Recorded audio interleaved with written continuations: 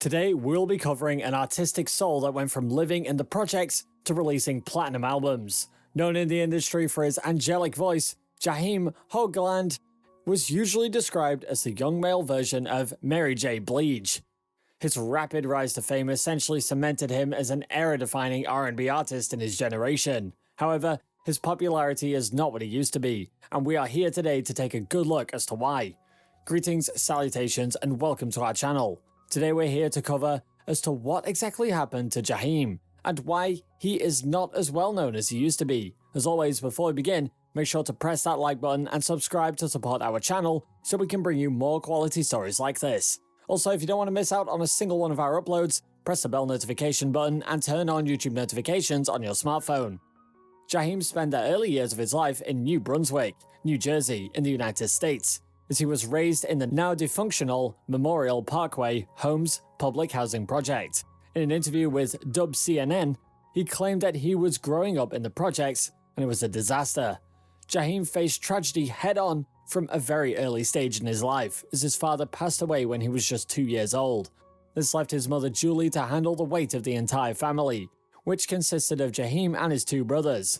However, she had some help from their tightly knitted community. One of those supportive figures happened to be Jaheim's grandfather, who was also known as a soul singer by the name of Hoagie Lanz. Continuing on with his interview with CNN, he revealed that he got into a lot of trouble during his time living in the projects, and that a lot of it stemmed from him trying to imitate the older people in the neighborhood. However, when things got bad and he found himself locked up on a charge, he started to look back at the direction that his life was going in and decided to change it for the better. Jaheim's life turned stable with the introduction of music in his life. One day, Jaheim was headed to a local recording studio with some of his friends. Just for fun, he hopped into the booth and sang a version of Luther Vandross's Never Too Much over a club beat. Everyone in the studio that happened to hear the performance loved every single second of it. Jaheim later sent a statement to The Essence, claiming that this was the instance when he decided to leave the projects and the streets behind in order to better himself and focus more on improving his music. At the mere age of 15, he found himself performing on stage. Of all the stages he could have performed, he performed the Luther Vandross song, A House Is Not a Home, at the Apollo Theatre, and was even crowned the winner 3 times. Now that is very impressive, and it's a great display of skills for a 15-year-old who grew up in the projects. This was the first point in his life where he believed that he was going to make it big, as a lot of people reached out to him in order to get him to sign for their record label. However, none of the circulating deals worked out for him. While he was doing well for himself, tragedy struck again, this time causing Jaheim to go through something that was the hardest thing for a child to go through: the passing of his mother, Julie. Due to the trauma, Jaheim found himself slipping back into his old lifestyle, as he kept getting locked up repeatedly by the police, and this pattern of behavior continued on for 6 years straight. However, Jaheim's life truly changed when one of his musical demos were heard by DJ KG of Naughty by Nature. He was so impressed that Jaheim was immediately signed to DJ KG's record label, Divine Mill Records.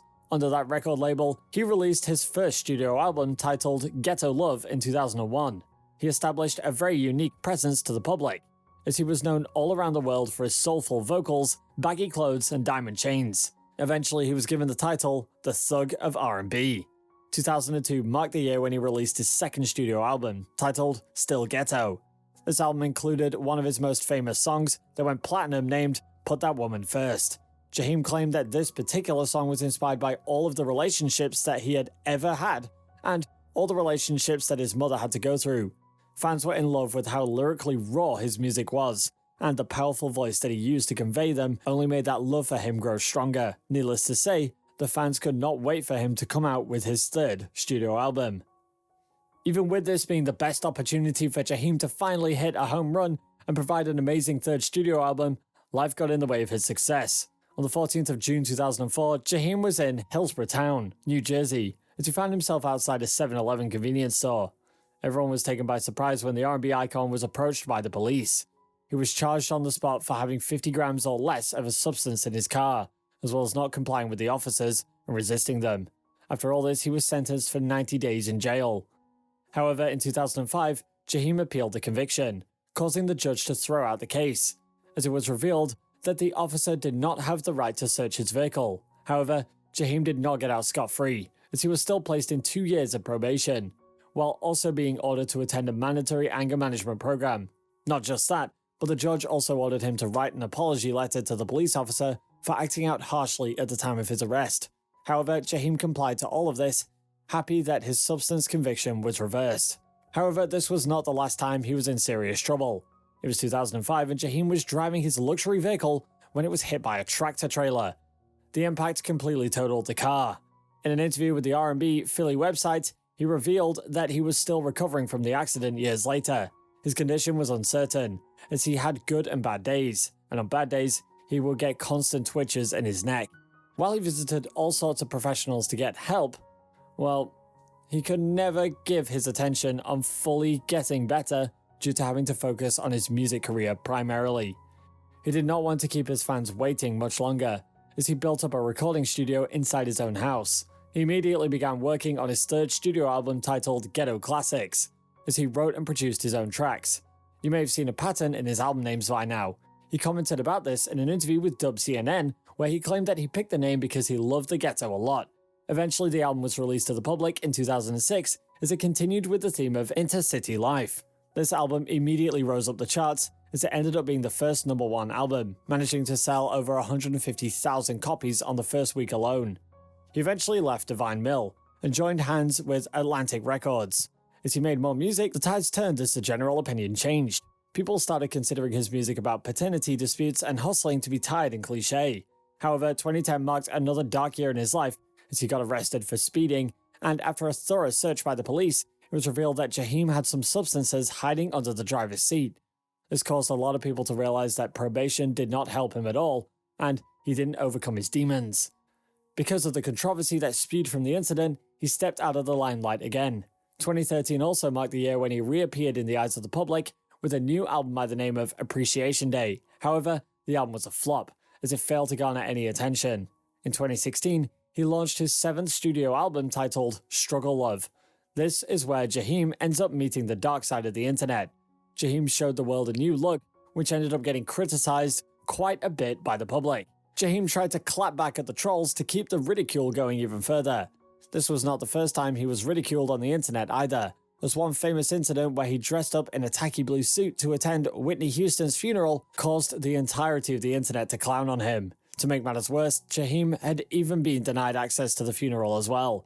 The next time Jaheim popped up in the limelight was when someone reached out to a news outlet and let them know that when he got into an Uber during an occasion one time, the driver happened to be none other than Jaheim himself. The man claimed that he conversed with Jaheim as he explained that he was in New Jersey only for a few days and that he ran out of money. So he decided to run an Uber to earn some cash. These rumors caused a lot to believe that Jaheim was financially having a hard time, but the rumors were shot down by relevant parties pretty quickly. In June 2019, Jaheim ended up ditching shows that he had for 3 days straight at a St. Louis music festival. Because there was no official announcement from Jaheim's end, those who attended the concert were offered refunds. However, in July 2019, it was revealed in a statement released by him that he won't be performing on stage anytime soon. While his story can be a bit off the rails at times, there's no doubt that Jaheim was definitely a man who left a mark on the R&B world, and he deserves respect for that. We've now reached the end of today's video. Did you like that story? For more interesting coverage just like this, subscribe to our channel and press that bell button to get an update every single time we upload a new video. Make sure to like this video and share it with your friends and family. Thanks for watching, and we'll see you next time.